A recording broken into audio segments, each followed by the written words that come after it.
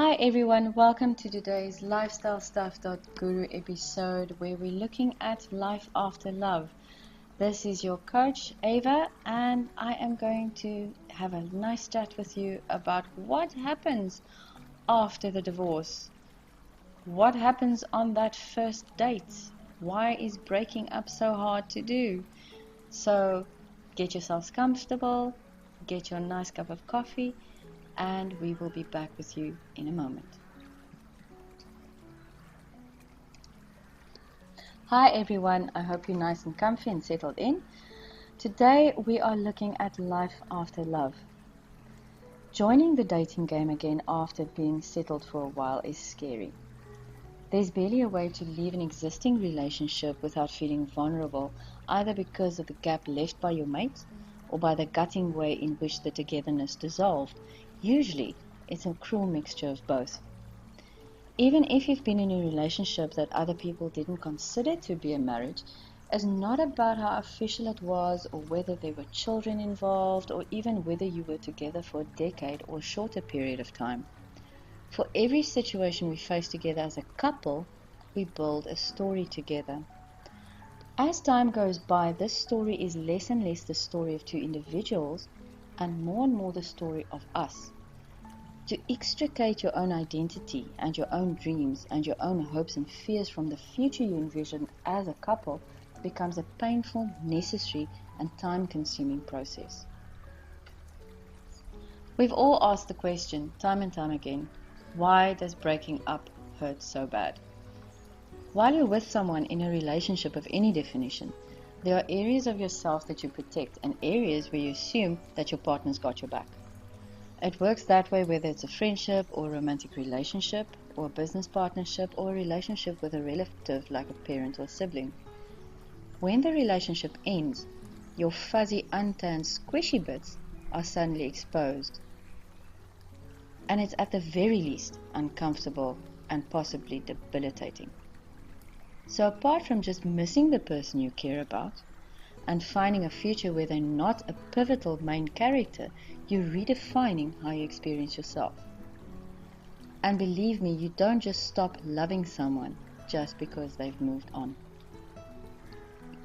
Example. Someone whom we love dearly is suffering from great physical pain, and she'd be much more comfortable in a different kind of facility. However, her husband of many years suffers from Alzheimer's disease, and his confusion and anguish at being alone makes her happily trade her physical agony for his calm. The choices we make become so different when we're with someone, and when we're not together anymore, the lines shift irrevocably. Let's look at the rebound relationship and getting caught in a rebound relationship. Being newly single, one of the first things that your friends will warn you about is not to be someone else's rebound relationship. Scenario. For a moment there you feel the way you felt right at the beginning. You're walking on sunshine and you're looking at him or her with adoration and possibly getting into the fun bits of an adult relationship with some abandon. There's even moments where you may feel that this time, this person is the definite upgrade to your previous relationship. Caution. Remember that what you're feeling isn't a reflection of how wonderful the other person is. The ability to love and be in love or being exhilarated is an ability much like good hearing and good eyesight. Measuring how great someone is by who you are when you're with them isn't accurate. It's important that you separate the two before you make a decision about how to proceed in that relationship. Let's set a dating scenario. She oddly falls into the same patterns she did with her old relationship, and different reactions to that thing she does or how she gets makes her act out just a tad. This time around, she takes the time to say she doesn't like the pub where they're hanging out, and he doesn't give her that behave glare. So she proceeds to pout a bit, and then drinks a little bit too much in defiance. So why do people act weird on dates? It's a common phenomenon, and it has to do with two things that are a bit out of balance. See, as your life with your ex developed, you were adding instruments to a band that all managed to follow the same beat, so to speak. The music you made may have been great or destructive, but you had your rhythm and your tune and he had his or hers. They originated at the same place, and though the relationship ended, being the lead singer and the drummer is still what you think you are. Continuing with the same music the moment someone else walks into the room denies you the experience of finding a new, real, lasting relationship. The lines got blurred between where you are and who you are, and untangling all of that in a breakup takes time. It takes more time than you feel you have while you're all naked and exposed and vulnerable alone.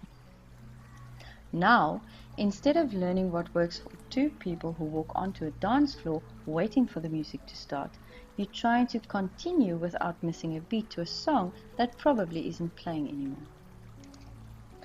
And now we get to the really insane question. Why are they all the same in the end? In any relationship, as we get to know each other, the only way to find the boundary is to walk up to it, poke it a little, and see how it holds up. So when you act out a little bit or do what you used to do in the old days, what is it that you're getting? What reactions are you trying to get? How is it making you feel? Here's your scenario. He doesn't rest his hand in the small of her back and doesn't steer to the table in the dark corner to slow her down when she gets tipsy, like her ex did. So she starts chatting to one of his friends about just how cute he looked that morning when he brought her the coffee in bed wearing her pink fluffy robe. He laughs and thinks she's cute, and she considers him to be sweet with a great sense of humor, even if he's not quite sure that he was ready to really share with his friends just how much he's fallen for her. Though you know exactly what he sounds like when he's drifting off to sleep, you don't quite know that the way he lifts his eyebrow isn't just an attempt to look authoritative while telling his trademark joke. It's the last little blinking warning light before he juts out his chin and disengages from a situation, just like your ex did. Caution. When you are poking that boundary, it's not about what you're poking, it's about how you're poking. It's not about the situation, it's about whether you notice that the boundary is in place and whether it's a negotiable boundary. Let's put it another way. What's the currency you'll offer as toll fees to get past the boundary he has installed? Will you see that it's in place and find another way to work together, respecting his way of thinking? Will you consider the boundary's location as a deal breaker and walk away? Will you ignore the no, then push for the please stop it now, and then kick the tires to go for a just leave? Will you recognize him physically subduing you as an acceptable response? Do you seemingly give him the space that he wants, but embarrass him later in front of your or even his friends and family? A myriad of scenarios play themselves out as you date more people. In some of the scenarios, what you do shifts someone into the same behavior as it did your past significant others. In some of the scenarios, someone just doesn't get who you are and what you do, and there is no courtship dance together. While the temptation is to measure other people by whether you change them into your ex or whether they're simply not doing the things the way you would like them to, the real takeaway here is something completely different. Let me explain.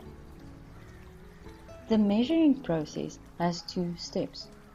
First off, we choose the kind of people whom we think we deserve. We choose the kind of love we think we deserve. Humans consider themselves entitled to something before they reach out to have it. So, is what you think you deserve really what you want? Secondly, we teach people to behave in a specific way. Sometimes we even force them to respond to us in a specific way by simply not letting up. It's not about them, it's about us. So once you've chosen someone to love you in the way that you would want them to, allow them to be different from everyone you have ever loved before by teaching them to keep on loving you, keep on adoring you, and keep on valuing you. Before we go any further, I would like you to click on the little video clip link supplied at the bottom of this podcast. A few years ago, I saw this clip about hermit crabs, and it reminds me quite a bit of launching back into the dating game, and in a way, it's a blueprint of how we all grow, change, and adjust. So after you've watched the clip, you'll understand the 8 things that I learned from a hermit crab on dating after a breakup. 1. You are able to find love again, more than able. You're designed to adapt and to grow into the new space. 2. We're all both the shell and the crab.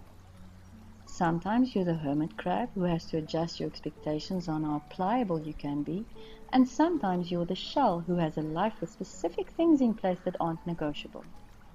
Figuring out what's shell and what's body is an important part of finding your new partner. 3.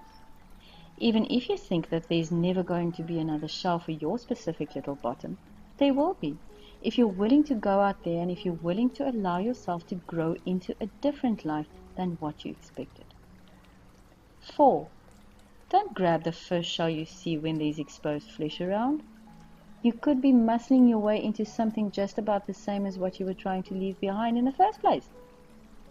5. When someone comes into your life and you're a seemingly perfect match, only to see him or her scuttle away, don't blame them. Don't feel like you've failed. It's okay if things don't always fit together, and it's okay if the first crab you see isn't the one who moves into your shell. 6. Settling down to wait isn't settling. And this isn't the last ever shell to wash up on your shores either. If you're in the game and you're not convinced, wait. 7. It's okay to measure each other up. It is how you figure out where the cue is. Lastly, if things don't go as you think they should, don't panic. It's usually just the little guy who's taking his time to get out of your way. And so we've come to the end of another session of LifestyleStuff.guru with me, your host, Ava. Thank you for listening, and remember to check in with us on our website. There's a wonderful live chat function if you want to ask questions, and you can also get hold of us on our website with any one of the contact forms, www.lifestylestuff.guru. See you on the flip side. Have a wonderful day.